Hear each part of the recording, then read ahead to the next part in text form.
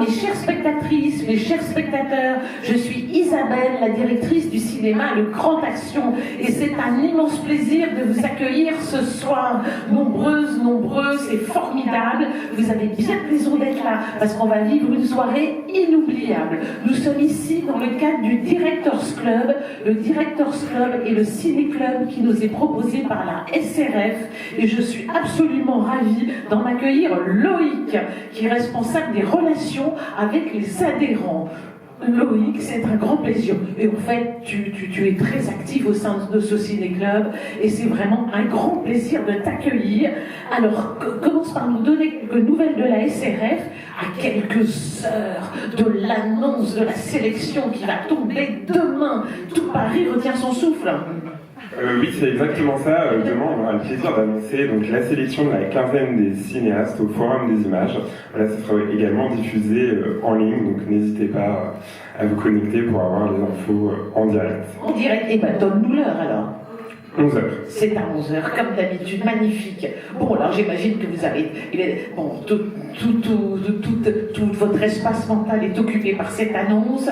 Voilà, puis on va vivre une magnifique édition cannoise, on va s'y voir. Tout se prépare bien, tout se présente bien? Tout à fait. Tout à fait. Bon, bah c'est génial. Alors, vous savez que l'organisation du Ciné-Club a été confiée à Gaël Lépingle et Laurent Larivière. Oui, Laurent. Voilà, Laurent et Gaël, que l'on peut applaudir. Ils font un travail formidable. Gaël, c'est tellement bien de vous voir ici une fois par mois. Et là, vous avez eu la magnifique idée d'inviter Sylvain Desclous. Sylvain, bienvenue Sylvain. Mais quelle grande joie de t'accueillir. Alors, je cherchais mes mots dans le superlatif. Je suis vraiment très très heureuse. Comme tu le sais, je te l'ai souvent dit, j'adore ton cinéma et j'adore évidemment l'ancrage politique de ton cinéma. D'ailleurs, tu as commencé dans la politique, hein, tu as fait Sciences Po à Aix, et puis tes premiers jobs sont des jobs politiques, et puis après tu as fait du cinéma. Et ça, cette culture, tu l'as vraiment au fond de toi, de grandes espérances, c'est magnifique. Journal de France. Campagne de France, donc le premier volet que nous avions vu ici en plein Covid, dans un Paris totalement arrêté. Et là, tu viens d'annoncer, je peux le dire ce que tu m'as dit, c'est aussi une... Qu'est-ce que je t'ai dit? Parce que je t'ai dit beaucoup de choses. Alors, à propos de la campagne de France, oui. On peut parler hein. Ok. Alors là, tu as tourné un second volet, évidemment, puisque nous avons vécu une deuxième phase d'élection municipale, et j'espère que j'aurai le plaisir de le découvrir dans les mêmes conditions. Voilà. Donc, ton cinéma est totalement politique, même quand tu parles de la vie des entreprises comme le système Victoria ou comme Vendeur. De toute façon, c'est vraiment marqué au fer des rapports avec la politique. Donc, tu as choisi Général Idi Amin Dada de Barbet Schroeder, qui est vraiment un très très très grand film, un film absolument nécessaire, un film choc. Hein, je suis tellement heureuse de le revoir sur grand écran.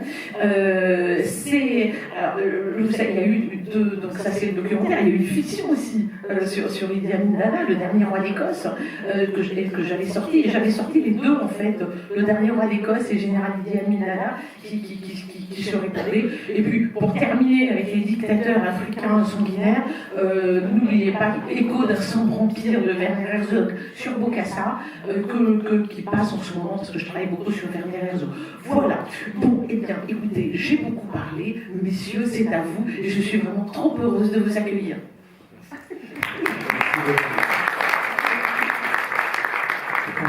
Merci d'être là ce soir, nombreuses et nombreux, c'est super parce que il s'agit d'un film documentaire, ce qui n'est pas toujours en général la programmation du Directors Club, c'est souvent des films de fiction, et là donc ce soir on déroge un peu à la règle, mais avec plaisir. Et donc on a la joie de recevoir donc Sylvain Desclous, qui est aussi quand même donc coprésident de la SRF. Voilà. Et qui est aussi donc donc réalisateur bien sûr. Je crois que ton premier film c'est 2016, Vendeur. Je crois c'est ça, voilà. Et après donc deux documentaires, dont un qui est sorti en salle, donc La Campagne de France, qui suivait donc une campagne municipale en 2020 en Indre-et-Loire, et ensuite donc effectivement Des Grandes Espérances avec Rebecca Marder et Benjamin Laverne bien sûr, et le système Victoria avec Jeanne Balibar et Daniel Bonnard. Voilà. Et donc ce soir, effectivement, un film de Barbet Schroeder, c'est là ce qui n'avait jamais été donc programmé par le Directors Club, et pas n'importe lequel, effectivement, qui est son premier, je crois, film documentaire, donc le général Idi Amin Dada, autoportrait. À toi. Merci Yael, merci Isabelle pour cette introduction théorique. Je vais faire assez court, hein, je vais évidemment pas vous dévoiler le film, pas vous divulgacher quoi que ce soit. Peut-être juste revenir sur les raisons qui me l'ont fait choisir au moment où toi et Laurent m'avaient appelé pour un Directors Club. Alors c'est vrai que mon premier réflexe c'était de me dire chouette, je vais passer à un film de fiction, donc je commence à faire ma liste, tout ça. Et puis tu m'as dit non, ce sera un documentaire. Donc j'étais un peu emmerdé parce que j'y connais pas grand-chose, voilà. Et je me suis dit, ou plutôt je me suis rappelé que dans ma liste, non pas à rêver, mais ma liste des films à voir sur ma table de chevet, figurait ce film un peu mythique pour moi, parce que j'entendais parler depuis des années, et j'avais jamais eu l'occasion de le voir, et ce film c'était Général Idi Amin Dada, autoportrait. Et je me suis dit, tiens, voilà donc l'occasion de le découvrir et de le faire découvrir s'il me plaît. Donc je l'ai vu il y a quelques mois, et je l'ai trouvé tellement fort, tellement puissant, je me suis dit, voilà, c'est un bon choix. Et je me suis rappelé aussi à ce moment-là que Barbet Schroeder, qui est un cinéaste assez discret, a une filmo tout à fait hallucinante, extraordinaire, dont j'imagine on parlera tout à l'heure, puisqu'il a à la fois fait du documentaire, et quel documentaire, et des fictions, et quelle fiction. Voilà, donc je suis hyper heureux et honoré de vous présenter, et en tout cas de partager avec vous ce soir, Général Idi Amin Dada, autoportrait. Bon visionnage, à tout à l'heure. Merci.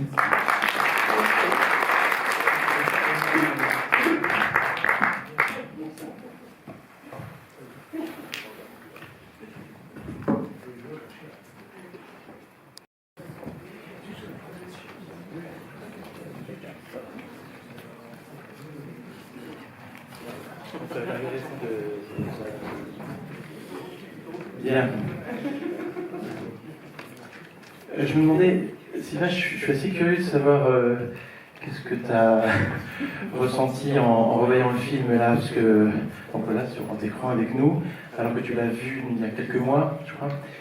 Parce que je trouve que quand même notre place de spectateur change pendant le film. C'est-à-dire que, en tout cas, moi, au début, je suis assez confortable, parce que je vois bien que voilà, il s'agit de quelqu'un qui filme la mise en scène de quelqu'un d'autre, que c'est presque une espèce de making-of, en fait, du spectacle que nous offre ce dictateur. Et puis progressivement, quelque chose quand même, je trouve, se transforme, et ça devient quand même, enfin, je voulais rire d'ailleurs dans la salle, ça diminue, et ça devient de moins en moins drôle. Et ça devient à la fin presque insupportable, je trouve. Donc je me demandais, pour toi, le fait de le revoir comme ça, assez peu de temps après, comment tu l'as vécu? Déjà, le passage sur grand écran me fait prendre conscience de la qualité, de la mise en scène qui est un peu celle d'Idi Amin Dada, parce que quand on dit le titre du film, c'est Général Idi Amin Dada, autoportrait. À l'origine, c'est une commande. Donc c'est Jean-Pierre Rassam le producteur, qui a appelé Barbet Schroeder pour lui passer commande d'un film sur alors je sais pas si c'était sur un dictateur de son choix ou sur un président de son choix. Barbet a choisi Idi Amin Dada. Idi Amin Dada a accepté à la condition que ce soit lui qui montre ce qu'il avait envie de montrer à Barbet Schroeder. Barbet Schroeder a accepté à la condition que tout ce que montre le film soit montré par Idi Amin Dada. Donc c'est un peu comme si c'était une mise en scène dans la mise en scène.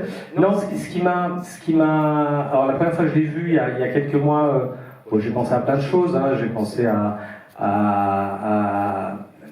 au roi est nu. Il y a quelque chose qui se dégage de ça, le pouvoir mis à nu dans toute sa facticité. Et il y a des choses que j'avais oubliées qui me reviennent là frontalement quand on vient de voir le film, c'est notamment toute la fin et j'allais dire ce discours, cette logorée face aux étudiants en médecine qui, moi, me rappelle évidemment directement celle qu'on peut voir tous les jours aux États-Unis avec le président Trump. Là, un mec qui peut parler pendant des heures et des heures d'un sujet qu'il maîtrise absolument pas.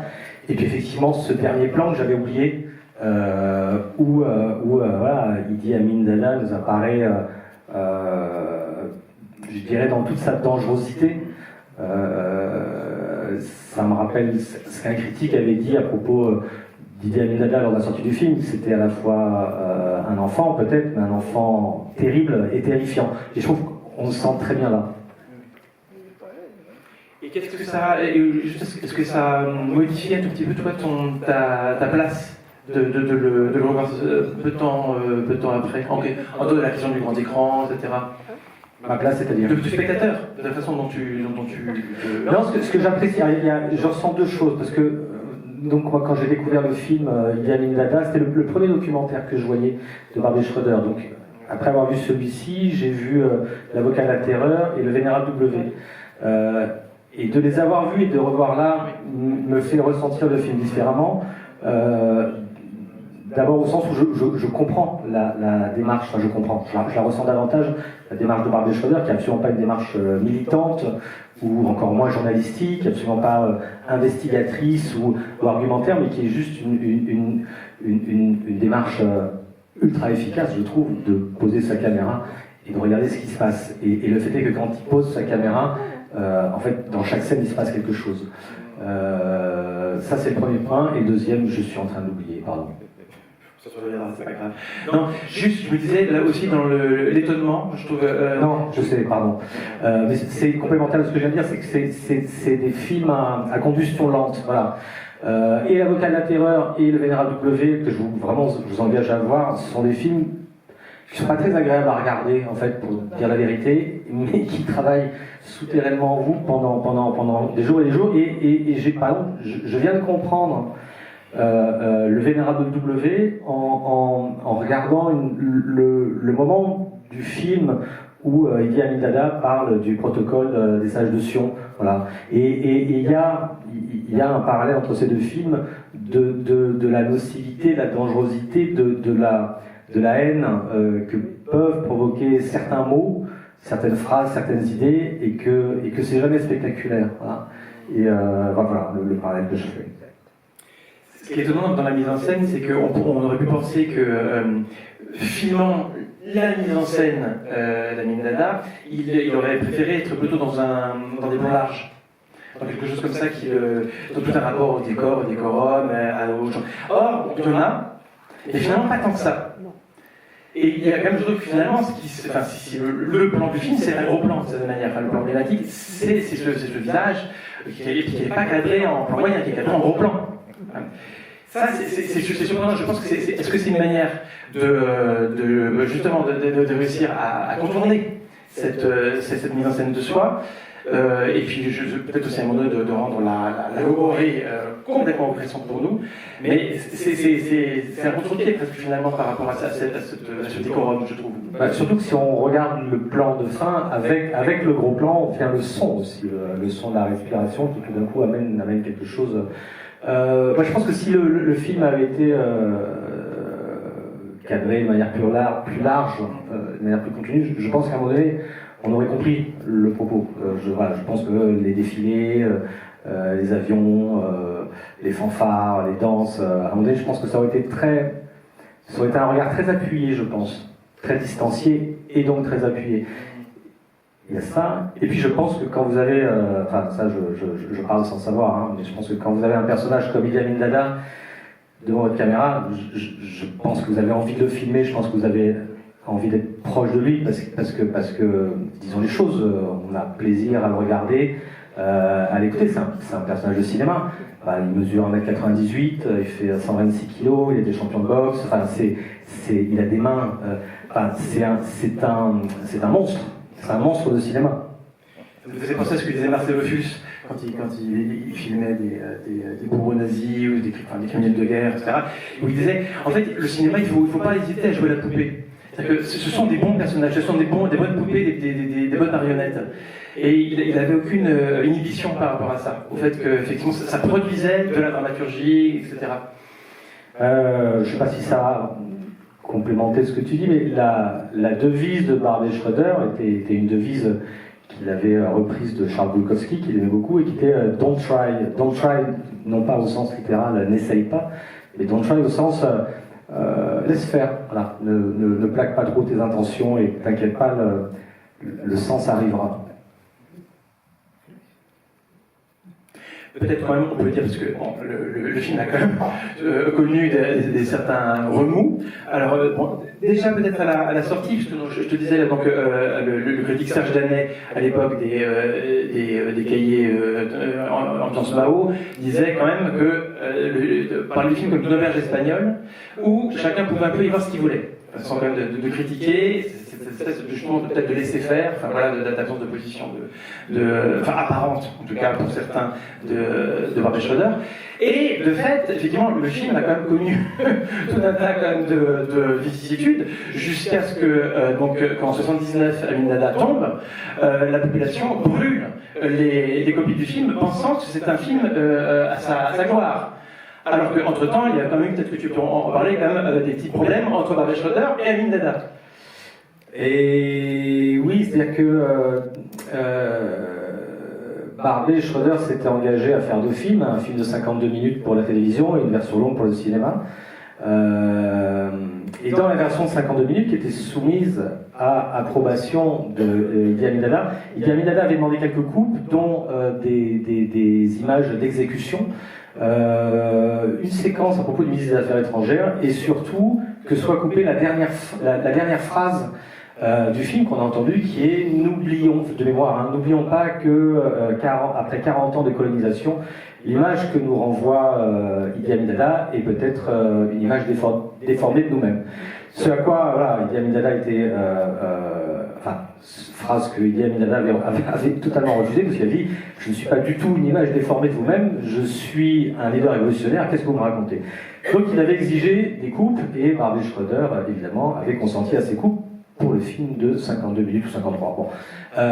Et le film de cinéma, lui, vivait sa vie. Et Idi Amin Dada entendit l'information que dans les pays où était diffusée la version longue, déjà les gens ils se poilaient, ils rigolaient, tout ça, et qu'il y avait cette fameuse phrase.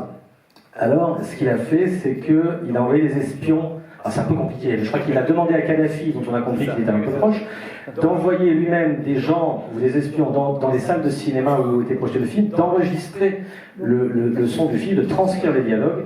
Voilà, suite à quoi il a appelé Barbet Schroeder, il a dit voilà, tu es en train de me faire passer pour un... Voilà, coupe s'il te plaît cette phrase. Évidemment, Barbet Schroeder a dit non, et à ce moment-là, il y avait 135 Français, je crois, au fameux hôtel intercontinental de la capitale de l'Ouganda, tenu donc par une directrice d'hôtel, et comme on l'a vu dans le film, et Idi Amin Dada lui a dit voilà, bah, écoute, si tu ne m'enlèves pas cette phrase, les 135 otages français, ça va se terminer pour eux. Bon, là, Barbet Schroeder n'a pas eu trop le choix. Voilà.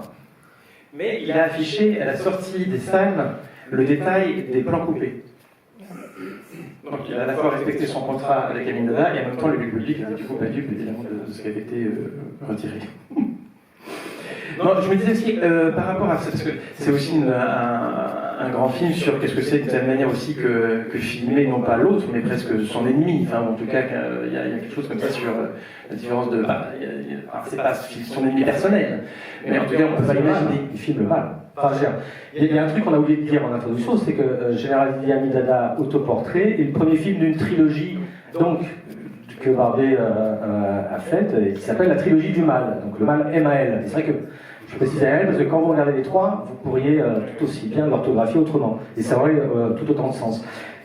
Et je suis pas sûr qu'en fait ce soit enfin, tu l'as dit toi-même, je suis pas sûr que ce soit la figure de l'ennemi, ou ni même de l'adversaire qui filme. Mais je pense qu'il s'approche au plus près.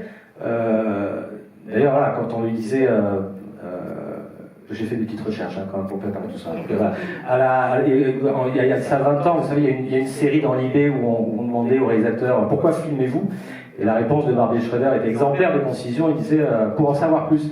Et moi, je sens, et peut-être à l'issue de ce deuxième visionnage encore plus que la démarche c'est ça. Ne pas juger, ne pas condamner, ou en tout cas pas de manière ostentatoire, quoique le dernier plan quand même marque quand même un point de vue assez fort, mais voilà, juste constater, voilà, j'ai l'impression que c'est ça. C'est peut-être ça qui peut paraître ambigu, parce qu'effectivement, quand je parlais d'Ophuls, Ophuls filme comme ses ennemis, presque ses ennemis personnels, d'une certaine manière. Alors que là, effectivement, finalement, pourquoi Barbet Schroeder est là? C'est peut-être effectivement une des questions peut-être qui ont pu être adressées comme un reproche de quoi je me mêle, et finalement, qui es-tu et qu'en penses-tu? Aujourd'hui, c'est des questions qu'on pose beaucoup, comme ça aux gens, il faut toujours décliner des justifications, etc. Alors que là, comme tu dis, effectivement, il vient vraiment avec une espèce de non-savoir, en fait, et pour savoir, mais avec toute l'éventuelle fragilité de cette position de départ, quand même. Et puis je pense quand même avec un réel intérêt à filmer ce type de personnage et à s'approcher du cœur brûlant, voilà, qu'on peut appeler le mal en politique ou le mal au pouvoir. Et c'est d'ailleurs assez amusant que le dernier film, à ce jour, de Barbet Schroeder, qui est un documentaire, qui s'appelle Ricardo et la peinture, et qui est alors pour le coup un film totalement à l'inverse ou au contraire de cela, parce qu'il a filmé, il le dit lui-même, un personnage dans lequel il n'a jamais décelé la moindre once de mal. Voilà. Donc c'est comme s'il s'était approché tellement près du mal qu'à l'issue de sa carrière, même si j'espère qu'il fera un autre film, il s'était dit voilà, je pense que j'en ai vu assez, et peut-être il est temps de filmer le bien. Et il y a une libido aussi, quand même, du cinéaste, aussi du danger, quand même, et de l'aventure. Enfin, quand on pense à ça de son parcours, c'est quand même quelqu'un qui crée les films du Losange, qui produit le film d'Éric Rohmer, donc hyper parisien. Et puis, qu'est-ce qu'il fait avec son premier film, paf, il s'en va filmer donc c'est à Ibiza, voilà, de jeunes toxicos, etc., qui tombent dans la drogue et tout. Avec la musique des Pink Floyd. Les premiers, c'est les Pink Floyd, effectivement. Après, il y a La Vallée, qui est aussi un grand film d'échappée, comme ça. Donc, il y a une espèce aussi, effectivement, je sens de libido, aussi, comme ça. D'aller comme ça, sur des terrains extrêmement, quand même, différents et variés. Voilà. C'est ce qui m'a frappé quand je me suis commencé à me documenter sur Barbet Schroeder, ce que j'ai dit tout à l'heure en introduction, c'est que c'est quand même un cinéaste qui n'aura jamais creusé le même sillon, qui ne se sera jamais, je pense, installé de manière confortable, et qui de film en film, je dirais pas qu'il a saboté ou plutôt qu'il a brûlé ses vaisseaux. Tu vois, j'ai l'impression que de film en film, c'est comme s'il réinventait son art, et c'est vrai que donc après ces films que je viens de citer, il fait Général Idi Amin Dada, il en fait quelques autres, après il part aux États-Unis faire un film qu'il aura toutes les peines du monde à monter, qui s'appelle Barfly, voilà, avec Bukowski. Suite à quoi il fait un film qui reçoit tous les honneurs de la planète cinéma, qui s'appelle Le Mystère Van Bülow, qui aurait pu le mettre sur un fauteuil, hein, le fauteuil du cinéma d'auteur international de prestige. Il casse tout ça, il fait un film de genre, GF cherchera appartement, puis après il enchaîne 4 ou 5 films américains, que j'ai pas vu, mais dans une espèce de frénésie de boulimie, dans lesquels, alors c'est ça qui est dingue, il passe quand même de Général Idi Amin Dada, où voilà, avec une démarche documentaire, au fait de diriger des acteurs américains les plus prestigieux de l'époque. Hein. Je vais pas tous vous les citer, mais on passe de Ryan Gosling à Nicolas Cage, à Jeremy Irons. Un des plus beaux films de Meryl Streep, qui est Before and After, aussi, qui est vraiment pour moi, c'est vraiment ses plus beaux. Suite à quoi, il fait La Vierge des Tueurs, c'est un changement total. Voilà, il part en Colombie, il fait un film qui est absolument magnifique. Et puis il fait un film très étrange aussi au Japon avec Benoît Magimel. Enfin, il y a vraiment quelque chose qui, je pense, explique qu'il n'est pas aussi connu du grand public que ses contemporains, mais moi je trouve que ça en fait une vraie figure, d'identification, je ne sais pas, mais en tout cas pourquoi pas. Est-ce qu'il y a des remarques ou des questions, ou des gens qui veulent réagir?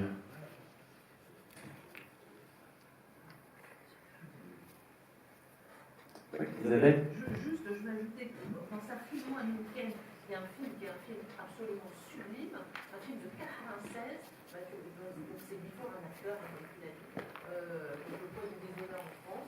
C'est un film pas connu, moi je milite pour que les distributeurs le ressortent. C'est un immense film. Voilà. On va le regarder.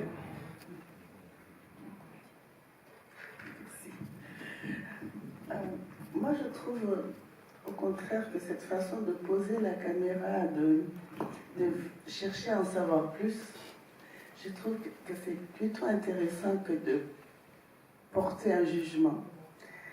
Parce qu'en plus, on n'a pas les mêmes lectures des choses selon les colonies, selon les continents, selon les pays.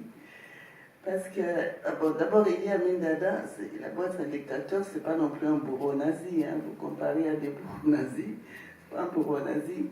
Mais Idi Amin Dada est aussi un anti-impérialiste. C'est très intéressant de retrouver ça. Alors, et la dernière phrase est très importante, parce que moi, j'ai jamais vu ce film. Au fur et à mesure que je regardais, je disais, mais ça, c'est les conséquences de la colonisation. Toute cette violence coloniale, parce que quand on arrive aux indépendances dans des pays africains, tous les gens qui prennent le pouvoir sont des dictateurs. Et ils sont tous admirateurs de De Gaulle. Ça aussi, c'est curieux. Tous disent ma référence de Gaulle et tout ça, donc allez savoir. Et donc, cette violence qu'ils ont vécue pendant des siècles, pour certains, depuis la naissance et pendant des siècles, se transmet comme ça. Oui, c'est aussi alors, je dirais même pas déformé, moi, l'image qu'il renvoie, parce qu'aujourd'hui, on voit encore ce qui se passe. Et puis surtout, ce qui est tragique, c'est que ça continue. Il parlait de Syrie, il parlait de Irak, il parlait d'Israël, il parlait de, je sais plus, Libye, de Kadhafi. Enfin, on dirait qu'on ne s'en sort pas, que tout est là, que rien n'a bougé. Et aussi, toute cette propagande sur laquelle je travaille en ce moment, toute cette propagande antisémite en Afrique qui vient de l'antisémitisme occidental, parce que nous, voilà. Et donc, je vois qu'en fait, parce que je me souviens de ces relations avec Israël, quand il passe d'Israël au pays arabe, etc. Enfin, il est de tous les côtés. Mais je vois qu'il a lu le protocole de Sion, des sages de Sion, qui lui a apporté ce livre. Et puis, si on ne comprend pas, si on ne sait pas que c'est une propagande antisémite russe et tout ça, voilà. Donc c'est déjà un peu perdu. On n'en sort pas vraiment. On est peut-être en train d'en sortir un peu sur le continent africain, mais c'est les conséquences des violences coloniales et barbares et brutales qui continuent. Merci.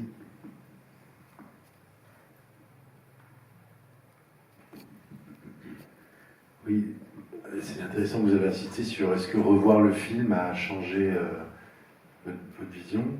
Moi, la première fois que j'ai vu ce film, c'était, je pense, dans les années fin 90. Il y avait Ali G, Les Inconnus, et j'étais persuadé que c'était pas un vrai film. J'étais vraiment persuadé. Et parce que j'étais tombé dessus, on m'avait rien dit. J'étais vraiment persuadé que c'était un faux film. Et j'ai dû le revoir après, très peu de temps après, justement, pour dans ma vie, parce qu'après je me suis renseigné, et en fait, cette personne a existé, ça me paraissait complètement fou. Et le revoir aujourd'hui, c'est assez pernicieux, parce que là, c'est même plus les humoristes qui me font croire que c'était possible. C'est qu'on voit Trump mélangé avec Pascal Praud, enfin voilà, en fait, c'est des gens qu'on voit aujourd'hui. Cet antisémitisme, on le voit aussi, malheureusement. On voit tout ça, des gens qui s'expriment et qui disent ce genre de choses tous les jours. Donc c'est assez effrayant. Ça, c'est vraiment l'impression que ça me fait aujourd'hui de le revoir en grand écran. Il est une modernité absolue, ce film. Et en effet, heureusement qu'il y a la dernière phrase qui montre bien qu'il avait déjà compris ça à ce moment-là. Et voilà, c'est ça que je voulais dire.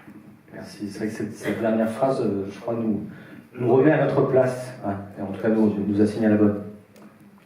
Alors, j'ai juste une question, c'est finalement, vous qui avez fait des films sur le pouvoir, j'en avais un peu, est-ce qu'il y a une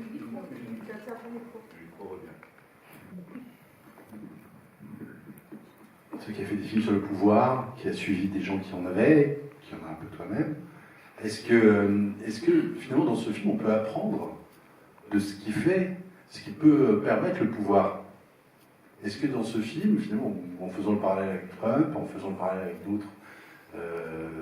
d'autres dictateurs ou George Bush, est-ce que finalement on peut y déceler des secrets de pouvoir, selon toi? En tout cas, il y a un bouquin qui s'appelle Power, que tu peux trouver en librairie à la FNAC avec les 48 règles pour prendre le pouvoir et surtout le garder.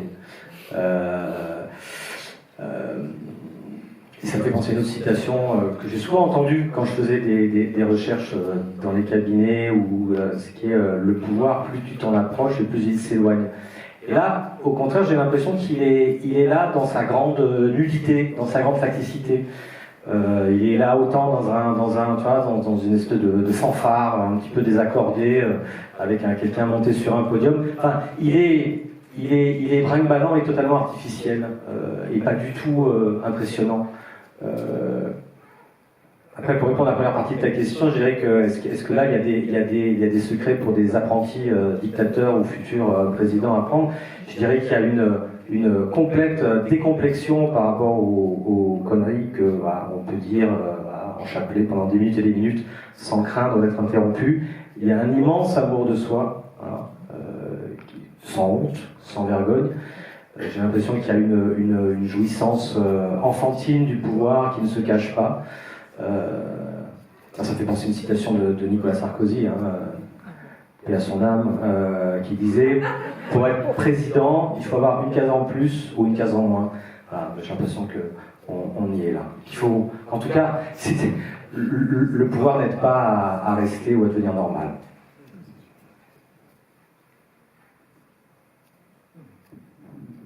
Oui, et je reviens à cette dernière phrase, parce que c'est le seul moment qui l'a gêné dans le film. Oui. Même s'il ne voulait pas trop qu'on montre les exécutions, il y a quand même un peu de clichés là, les enfants, 18 enfants, donc ça c'est le regard du blanc sur les enfants, on aime faire des enfants, c'est vrai. Et puis il y a aussi, ou même un peu de moquerie, parce qu'on dit ils sont heureux, et puis on voit la petite pleurer, mais ils n'ont pas l'air malheureux ces enfants. Voilà, il y a les enfants, parfois ils pleurent. Mais rien de ça ne le gêne, et je pense que ce qui le dérange là, il ne veut pas être associé d'une façon ou d'une autre à l'impérialisme, à l'Occident, parce qu'il se révolte aussi contre cet Occident-là. Et c'est fou que c'est la seule chose, alors qu'il est un produit de ça, c'est la seule chose qui l'énerve, donc qui touche quelque chose. Et aussi, je pense que dans la question du pouvoir, bon, il y a aussi Machiavel qu'on peut lire, mais il y a cette fragilité, il y a une fragilité, je ne sais pas, vous appelez ça enfant peut-être, moi je dirais une fragilité narcissique. C'est des gens qui sont blessés d'une façon ou d'une autre. Et je me souviens d'un truc que j'ai lu sur Trump, c'est sa mère, la mère de Trump, disait il est adorable, c'est mon fils, mais il ne faut surtout pas qu'il soit dans un parti politique, il faut qu'il dirige un pays et tout, parce qu'elle avait bien vu les limites et ce qu'on peut appeler sa folie. Maintenant, quand Ils ont toujours raison, les mamans. Oui, et j'ai pensé, parce qu'à un moment, il a écrit à Kurt Waldheim, je crois, mais Kurt Waldheim, je ne sais pas si vous le savez, qui a été quand même le premier, je crois, secrétaire général des Nations Unies, c'était un nazi. On l'a découvert bien plus tard. Or, tout le monde en Occident savait que c'était un nazi. Et qu'on met à la tête des Nations Unies. Bon, ça, c'est aussi une moquerie gigantesque, quoi. Et lui, en même temps qu'il est tout ça, il dénonce. Et c'est vrai qu'à un moment, Idi Amin, jusqu'au coup d'État, enfin même, c'était un des héros du peuple africain. Parce que ce que le peuple africain savait de lui, ne savait pas les massacres et tout ça, la dictature, mais savait ses positions contre l'impérialisme. Et autre chose avec les Indiens, parce qu'au début, ils n'en ont pas parlé, peut-être un autre. Au début, on dit qu'il a chassé les Indiens.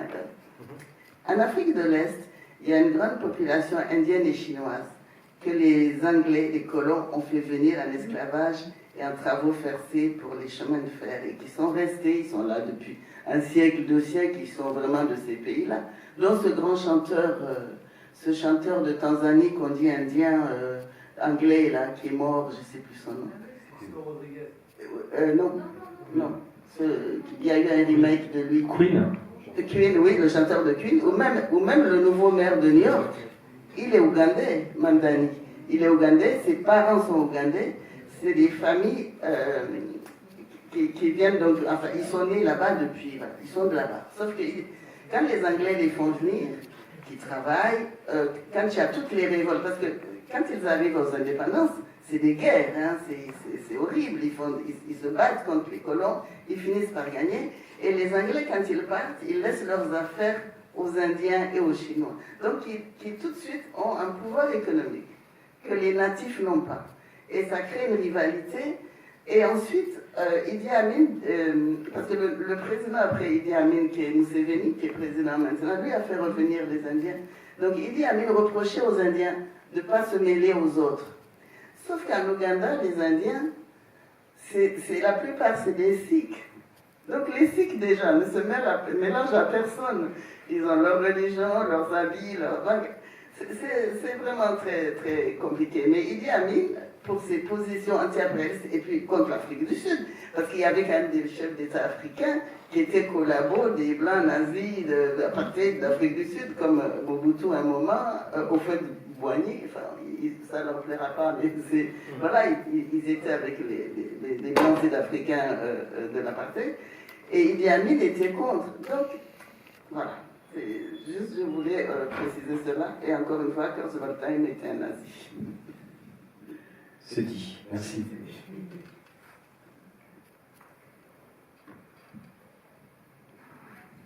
Bonsoir. Moi, il y a un truc qui m'a sauté aux yeux dans le dispositif que met en place Schroeder. C'est peut-être parce que j'ai vu son film sur Jacques Vergès qui s'appelle L'avocat de la terreur. C'est que le fait qu'il laisse parler, oui, comme s'il laissait par le film appartenir finalement à son sujet. D'ailleurs, le film s'appelle Autoportrait, ce qui est peut-être pas tout à fait innocent. C'est une manière, alors est-ce que c'est moi qui le vois comme ça ou est-ce que c'est Schroeder qui le dispose comme ça, mais peut-être les deux, un peu perverse in fine, de piéger la personne. Parce qu'en fait, devant cette logorée où le type dit tout, n'importe quoi, son contraire et l'inverse, soit dans la même scène, soit au gré d'une scène à l'autre, finalement, en lui offrant une tribune où il dit mais dis ce que tu veux, fais ce que tu veux, comme c'est lui après qui a la main sur le montage, bah, il peut la créer, la contradiction, il peut la créer, la ligne de ripollinage, si je peux dire. Et il fait déjà ça avec Vergès, et j'avais pas encore vu Amin Dada. Et là, ça m'a apparu, parce qu'à un moment, je me suis dit, mais c'est pas possible, ça va être ça tout le film, c'est lui qui va déblatérer des conneries pendant 1h30. Et en fait, là est la force du truc, c'est qu'il s'en sert. Donc je me demande, est-ce que Schroeder met vraiment en place un dispositif un peu piégeux, dont il sait très bien qu'il va faire son miel, ou au contraire, c'est peut-être même la seule manière, la seule ligne de flottaison qu'il arrive pour tenir le choc de la rencontre avec une créature pareille, en fait. Je ne saurais pas vous répondre. Ce que je sais, c'est que c'est 3 semaines de tournage, donc c'est plutôt un tournage resserré, et qu'à mon avis, Bardet avait étudié le bonhomme et on avait conclu que, effectivement, comme vous dites, la seule manière de s'en sortir, pour ne pas être instrumentalisé, c'était de ce procédé de captation, de capture. Il n'y a plus qu'à attendre, et effectivement, comme vous dites, ça sort. Oui, il a un très bon client, hein. Il y a quelqu'un qui aime parler et que la mise en scène de soi ne dérange pas. Et puis ensuite, rendez-vous au montage, effectivement. C'est la grande force, la grande intelligence de... Et d'ailleurs, c'est marrant parce que il dit un truc, Schroeder, sur le montage. Il dit tout documentaire, je ne sais pas s'il y a des gens qui font du documentaire ici, il dit tout documentaire qui se monte en moins de 6 mois, c'est la merde. Voilà. Faut plus. Et par exemple, le dernier film, Le Vénérable W, ça vraiment je vous invite à voir, c'est 1 an de montage. Donc je pense que c'est effectivement quelqu'un qui passait énormément de temps au montage pour peaufiner et polir ces films. C'est marrant parce que dans le film sur Vergès, soit Vergès se doute du dispositif, soit il avait vu Amin Dada, mais on sent que Vergès se prépare moins à être pris au piège. Il s'auto-contredit moins lui-même, par exemple. Après c'est pas, voilà, sans porter offense à Idi Amin Dada, c'est pas la même c'est pas le même genre d'exercice, mais... Voilà. Puis c'est pas la même structure. Mais en tout cas, c'est vrai je pense qu'il y a un énorme travail de montage. Je ne sais plus combien de temps a duré le montage, et par rapport aux 3 semaines de tournage, c'est ridicule. Enfin, c'est vraiment, c'est un énorme boulot. On le voit, quand même, on voit comme des interviews, par exemple, effectivement, sont jamais d'un seul tenant. Comme il réfléchit à la manière dont il va les. Et donc, on comprend, par exemple, la scène où il parle dans son jardin. Le contexte est donné seulement après. Enfin, il y a tout un truc comme ça qui a l'arborescence quand même qui est assez élaboré. Antoine? Non, c'était juste pour dire Barbet, d'après ce que j'en sais, a commencé assez classiquement en fait par des entretiens. Et c'est Amin Dada qui en fait s'emmerdait et lui a dit non mais demain matin je te sors le matos. Et le lendemain matin c'était la scène du Golan. Et là Barbet a complètement halluciné, il y avait des hélicoptères partout, il avait sorti tous les tanks, toute l'armée, il avait tout sorti. Et là il s'est dit ok je ne ferai jamais mieux. Et donc il a laissé faire le film. Et tout a été fait dans cette logique-là après. Même le Conseil des ministres, c'est comme ça aussi que ça a chopé. Le Conseil des ministres, c'est une scène apparemment pour laquelle il a voulu tuer Barbet après, quelques mois après la sortie du film. Il lui a fait, je ne sais plus sur quel prétexte, il a voulu le faire revenir en Ouganda pour le tuer. Et bon, bref, la scène est, comme tu dis, après il avait mis dans les salles, je crois principalement à Londres, il y avait effectivement un descriptif des plans coupés. Alors je sais plus pourquoi, c'est devenu une voix off qui dit que le mec a été retrouvé dans le Nil et tout ça, parce que je crois que ça avait été filmé, mais bon. Ouais. Mais l'autre truc que je trouve fou sur cette trilogie du mal, c'est qu'à chaque fois, c'est des gens... on sent bien que c'est pas le mal pur, ce fantasme du mal pur, qui d'ailleurs n'est jamais très intéressant, je trouve. Et on voit que c'est là, par exemple, c'est son enfance qui est assez bouleversante. C'est son anti-impérialisme, comme tu disais, c'est un amour réel aussi, et puis ce glissement immonde. Et évidemment, Vergès, voilà, partenaire de premier plan de la résistance algérienne, marié à Jamila Bouhired, etc. Et puis, cette dégringolade abominable. Pareil pour W, qui est un moine bouddhiste, donc qui est vraiment pas du tout censé être un néo-nazi, et qui le devient. Et donc c'est ce truc glaçant qu'on vit aujourd'hui, hein, qu'on voit des exemples tous les jours, de Onfray à Bois-Sansa, etc. C'est ce glissement abominable, mais qu'est-ce qui s'est passé? et voilà, de gens qu'on a pu comprendre, voir, être émus, et tout d'un coup, l'horreur. Et c'est vrai que sur les 3 films, c'est pas n'importe quelle figure à chaque fois, c'est pas du nectar de mal. C'est ça qui est si déplaçant, dérangeant et horrible. Je voulais juste rajouter sur l'autodestruction, ce dispositif génial. Je pensais évidemment au président d'Yves Violon, et je vois qu'il est dans la salle. Et je pense qu'il pourrait nous dire quelque chose, parce que lui, il a fait aussi la même chose avec son président. Et c'était un peu le même genre de dispositif, de laisser l'autodérision se faire, quoi, de laisser juste de filmer le spectacle qu'il veut offrir. C'est extrêmement fort, il n'y a rien à dire. Il met quand même quelques petits commentaires dès le début et la fin, mais il y a... je sais pas, Yves, tu peux pas dire un mot, parce que c'est quand même ce que tu as fait aussi.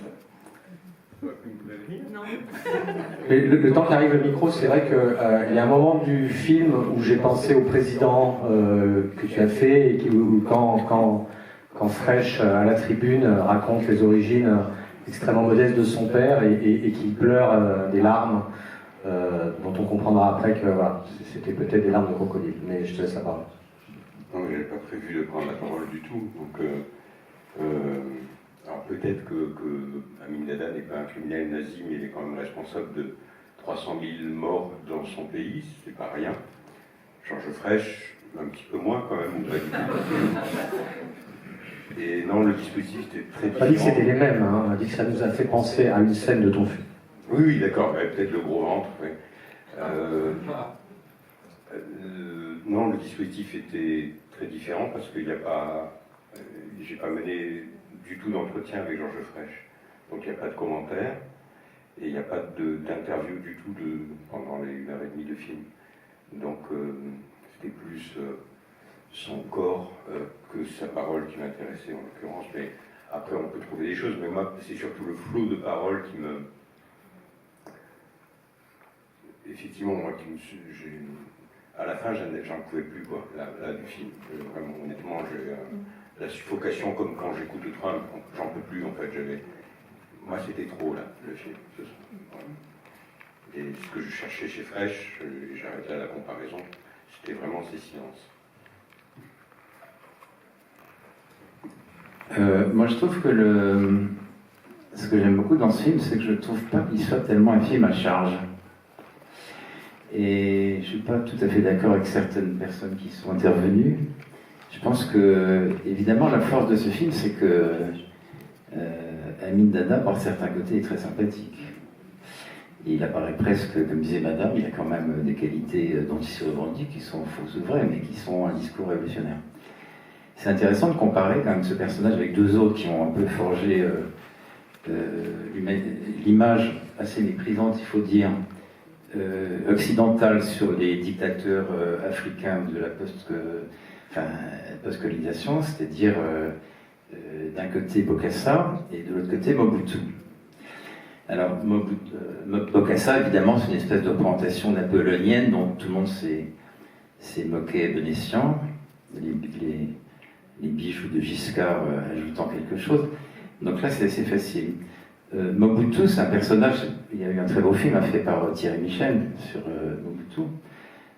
Mobutu, c'est un assassin de première, enfin, c'est quand même l'assassin de Lumumba, c'est un type, quand on le voit, et dans le film de Thierry Michel, on le voit assez bien, c'est quelqu'un qui inspire une certaine terreur, parce que c'est quelqu'un qui est dans une violence permanente, dans une trahison surtout, c'est le fouché africain, enfin, c'est-à-dire, sauf que lui, il assassine carrément tous les gens avec qui il s'est lié préalablement. Donc il y a une espèce de détestation très très forte qu'on a par l'image. Et avec ce film, par contre, Amin Dada, pas du tout. C'est-à-dire qu'il y a quelque chose qui reste... parce que aussi le personnage, effectivement, c'est un phénomène, c'est-à-dire que c'est un baratineur de première, il est capable de retourner une assistance, de raconter des choses qui séduisent, enfin, même avec les médecins, je trouve ça formidable cette scène, parce qu'il est toujours en fait du côté de ceux à qui il s'adresse, y compris si c'est des gens qu'il va faire assassiner 3 semaines après. Quelqu'un comme Mobutu, c'est pas du tout le cas, c'est la violence, c'est frontal. Et en fait, ça c'est pas mal parce que il y a dans ce film une espèce de flottement comme ça, qui donne très bien l'idée de que faire avec des images de personnages comme ça pour un occidental, en l'occurrence Barbet-Schroeder. Donc, en évitant les deux pièges, évidemment, qui sont le premier, c'est de se moquer une fois encore de l'Africain, et le deuxième, de le défendre de manière inconditionnelle, parce que c'est quand même pour certains, ils ont pas mal de sang sur leurs mains. Donc, il est entre les deux, il navigue, et moi j'aime bien qu'il ne donne pas trop de conclusions, et je trouve que même la dernière phrase, pour moi, est en trop. C'est-à-dire que c'est un peu une manière de vouloir ramasser d'un coup la mise, en disant attendez, je vais quand même vous dire où je suis. Mais à vrai dire, on s'en fout un peu. C'est-à-dire que nous, les spectateurs, on juge avec ce qu'on est. Et j'allais dire presque qu'on juge avec la génération dans laquelle on est. C'est-à-dire que le spectateur qui a 30 ans dans les années 80, c'est pas le même que celui qui a 30 ans aujourd'hui. C'est-à-dire qu'il y a un rapport avec le passé colonial qui n'est pas du tout le même.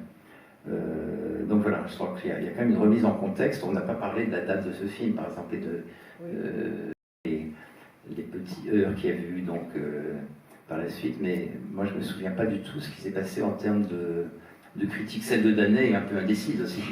Qu'est-ce qu'il y a eu justement par rapport à ce flottement dont je parle? Voilà, tu nous coinces là. Je sais pas. Je sais pas, mais j'ai pour rebondir sur le côté, il est vrai, parfois jovial et pourquoi pas sympathique à certains endroits du film. J'ai lu que Idi Amin Dada, son surnom, Dada ça veut dire sœur en swahili, alors il aimait beaucoup les femmes, ça on l'a compris. Et à chaque fois qu'il se faisait attraper dans une tente avec 2 femmes, il disait que la deuxième était sa sœur. Voilà, donc d'où son surnom. Et sur la réception critique du film à sa sortie, non, je sèche. Par rapport aux femmes aussi, parce qu'il commence par dire faites pas comme des femmes, elles sont faibles et machin. Mais en même temps, c'est un des premiers chefs d'État à avoir une femme ministre. La princesse Bagaya de Toro était sa ministre des Affaires étrangères, même s'il l'a maltraitée à la fin. Et c'est bon. Et en même temps, Schroeder la présente comme un mannequin. C'était un magnifique mannequin. Elle vit encore. Elle doit avoir dans les 80 ans maintenant, ou 90. Elle finance toujours des œuvres caritatives et tout. Elle vit en Ouganda. Mais elle a fait des études supérieures. Voilà, c'est pas en tant que mannequin qu'il... Certainement, il prenait une très belle femme pour être sa ministre. Et donc, c'est fou cette façon de... Après, il dit, mais les femmes chez nous, elles sont fortes, elles sont directrices d'hôtel et tout. Et puis après ça, il dit, c'est des faibles. Parce qu'elles se lèvent à 5h du matin. Voilà, oui, parce qu'elles sont fortes, qu'elles peuvent le faire. Après, elles sont trop faibles, mais ne parlez pas comme des femmes et ne vous écrasez pas comme des femmes. Cela dit, je ne sais pas s'il parlait de rêve ou pas, parce que c'est quand il a dit, mais un Africain sera un jour président des États-Unis, ça s'est fait, et qu'un Africain remplacera un jour Kissinger quand même Condoleezza Rice a été, même si je n'ai aucune sympathie pour les républicains, a été une brillante secrétaire d'État en remplacement de Kissinger. Et oui, alors, je pense qu'il ne faut vraiment pas banaliser le nazisme. Je veux dire, sous une dictature, même un exécuté est un mort de trop, mais ce n'est pas un bourreau nazi. Il ne faut pas banaliser, parce que quand les nazis provoquent une guerre, là, Deuxième Guerre mondiale, 60 millions de morts rien que sur le sol européen et 60 millions ailleurs, on ne peut pas comparer. Voilà, c'est pas... Mais en même temps, c'est vrai que c'est un dictateur. Il a fait des crimes. Voilà, mais il faut comparer ce qui est comparable. J'en parlais par rapport, en fait, tout simplement à Marcelo Fulz et au fait de se retrouver avec des personnages principaux qui sont quand même voilà, des monstres, en tout cas avec lesquels il y a la question de la question morale de comment je le filme, alors que je vais piéger, je vais le... Il y a quand même la question du contrat aussi, voilà, qui est avec la personne qu'on a en face. Et puis il y a cette façon dans ce film, comme on retrouve dans le film du Belge, qui lui, je trouve son film intéressant sur Mobutu, mais il ne relie pas, comme Barbara Schaffer à la fin sur la colonisation belge, qui a été une horreur. Hein. Ils ont tué des millions de personnes. Et il fait comme si Mobutu tombe du ciel et que c'est juste un dictateur. Non, c'est les conséquences. Mais aussi, il n'y a pas que ça, mais aussi. Et je ne sais plus ce que je voulais dire. En tout cas, on a le titre du film de notre prochain Director's Club. On prendra le film de Thierry Michel. Il paraît qu'il y a un film de Werner Herzog aussi. C'est toi qui m'en as parlé, Isabelle, tout à l'heure. Oui, c'est Écho d'un second empire de Werner Herzog. Et donc, c'est sur, évidemment, c'est sur Bokassa. Et du coup, c'est vraiment un film dont on ne sort pas un bel. Certains d'entre vous l'ont vu. Oui. Plusieurs fois, je l'ai revu ici. C'est un chef-d'œuvre. C'est un film absolument fascinant, comme tous les films de Werner Herzog. Pardon, Écho d'un second empire. Pardon, je l'avais encore cette semaine à l'affiche, et là je fais juste une semaine de break, et après il va revenir avec le 3e cycle d'Herzog qui est dédié au grèves. Voilà, celui-là, Écho d'un second empire, c'était dans le volet Le Chaos. Donc il va revenir à l'affiche, il faut absolument le voir, c'est un film d'une puissance phénoménale. En tout cas, le prochain Director's Club, ce sera Welcome in Vienna, d'Axel Corti, et il sera présenté par Dominique Cabrera le lundi 3 mai. Voilà, ce sera la dernière séance du Director's Club pour cette saison. Et puis, Céline, te remercie énormément. Alors, pardon, excusez-moi, parce que ça me revient ce que j'ai dit. Quand on voit le film du Belge et celui-là, c'est aussi fascinant de voir la façon dont il copie les armées coloniales. Les habits, les trucs militaires, les défilés, comme le 14 juillet, ici. Et tous les dictateurs ont eu leur 14 juillet avec les habits militaires européens et tout ça. C'est vraiment quelque chose qui les a bien détraqués. Voilà, merci. Loïc, tu conclus ? Oui, pour vous rappeler qu'on vous offre un verre juste en face à la table des écoles, donc n'hésitez pas à nous rejoindre pour prolonger le débat et les discussions. Un verre ou deux. Un verre ou deux. Merci Sylvain, merci encore. Merci à vous, bonne soirée.